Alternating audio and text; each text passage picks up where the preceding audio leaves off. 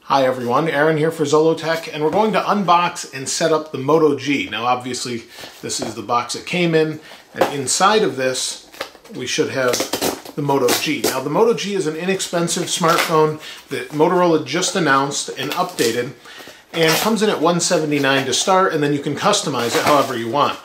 I had to wait a few days because I wanted a custom version, so here is the actual box. Let's take a look at what's inside, and also I ordered a separate back for it as well. I wanted a black back and the one you'll see that's on this phone. So let's go ahead and unbox this now.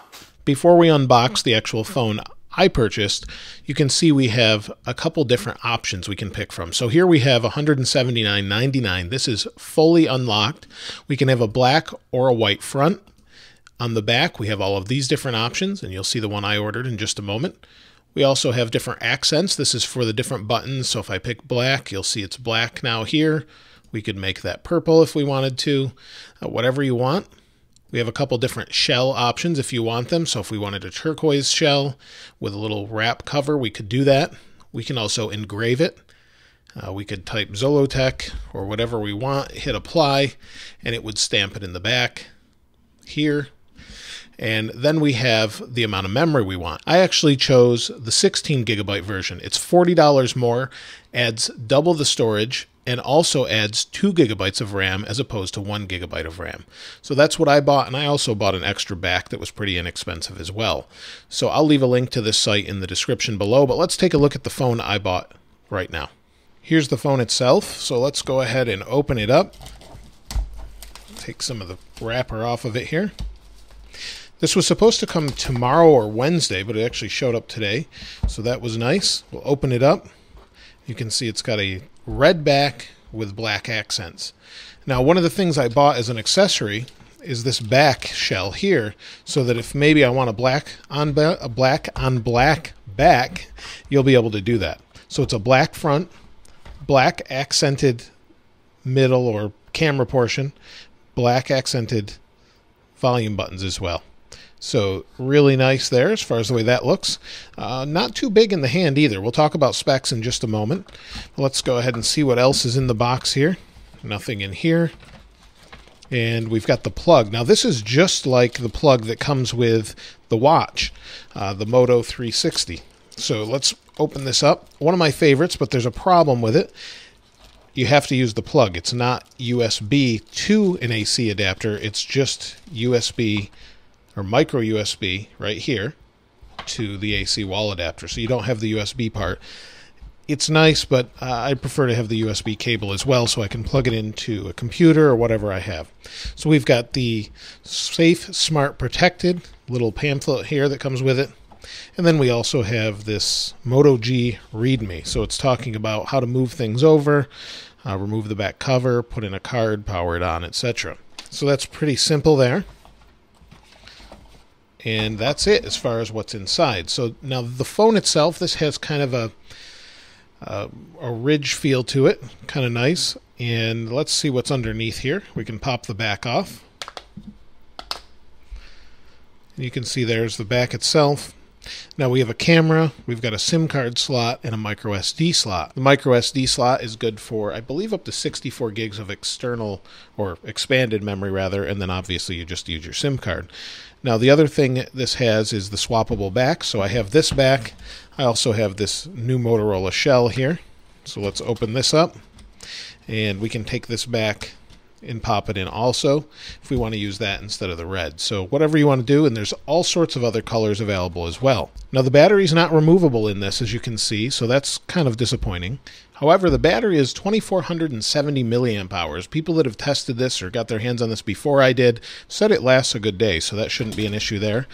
And we'll leave the SIM card and the micro SD cards out for now. We'll just push this back on and flip it over. Now inside of this, we actually have pretty decent specs given the actual device and the price of it. It's a quad-core 1.4 gigahertz ARM Cortex A53 processor, 64-bit. It's got an Adreno 306 GPU, and this model, for the extra $40, which I think's worth it, comes with 2 gigabytes of RAM. You can get it with 1 for a little bit less money though.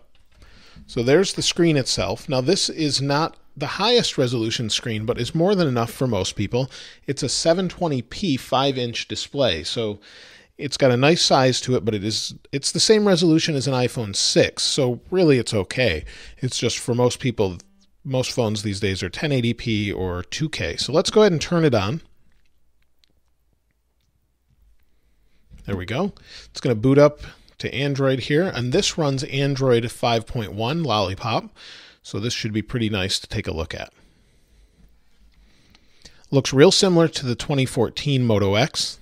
The 2015 Moto X will be coming out soon enough, and this particular device has just about every band you can imagine built into it, so you can use it on most carriers. The Moto X will actually have a couple extra carriers, but this you can use on any GSM carrier nationwide. And let's see if we can turn the screen brightness up at all. I guess we can't until we get through the setup, but let's go ahead and hit next. We'll go back, put it on Wi-Fi here. It's personalizing. It asked me what background I wanted when I actually set this up, so I set it up with what background I thought would be best as stock from Motorola. We can also change that later on, of course. Now, while we're waiting for this, we'll skip this here. And while we're waiting, let's talk about the camera. This is actually a pretty decent camera for what it is. It's a 13 megapixel camera, so that should be pretty good or pretty sufficient for most. It's got an aperture of f2.0, which is nice. Manual focus, autofocus, all those things come along with Android. We also can record in 1080p at 30 frames a second, and it also has the front-facing camera here that's 5 megapixels as well. We've got some sensors built in. I don't know if you can see them kind of under the glass there, but those are built in as well. We can now restore from a backup. You can see I have a bunch of different phones that I use here and there. Let's use the LG G4 backup and hit done. Now I couldn't get the screen brightness to come up just yet, so let's hit next. We'll skip the screen lock. Now it's going to actually restore, and this is going to take some time, so we'll wait for this to complete and then take a look at the phone once it's on. We're now at the home screen of the phone, and you can see it's pretty much stock Android. They did leave a couple different Motorola applications in here, and my stuff's still restoring. You can see Motorola Migrate, for example.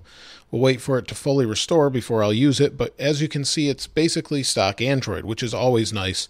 If you've ever used stock Android, it's my favorite version. Now, the screen brightness is all the way up. It's not terribly bright, but it's more than acceptable.